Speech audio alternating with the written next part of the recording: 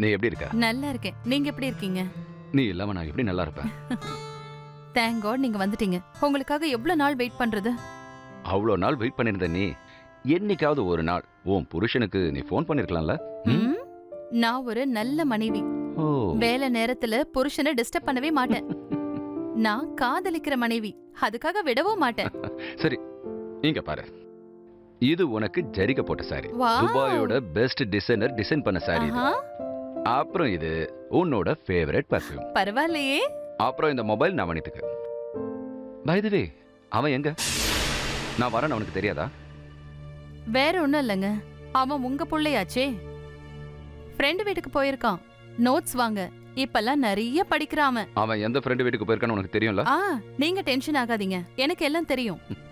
அது சரி. நான் இவ்ளோ gift கொடுத்துருக்கேன். ஆனா நீ தேங்க்யூ மட்டும் சொன்னா எப்படி?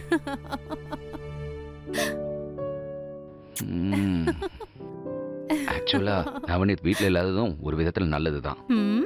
நாம இப்போ ரொமான்ஸ் ஓ. பண்ணலாம்ல? ம்? ஆ, ஆனா இப்பல முதல்ல குளிச்சிட்டு வாங்க.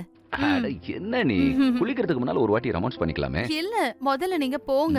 போய் குளிச்சிட்டு வாங்க. ஓ. சரி, ஒரு ஐடியா. நீ நானும் ஒண்ணா குளிக்கலாம். ம்? நீங்க திருந்தவே மாட்டீங்க. அட வாயேன், சொன்னா முதல்ல கேட்க குளிச்சிட்டு மாட்டே வாங்க. போல.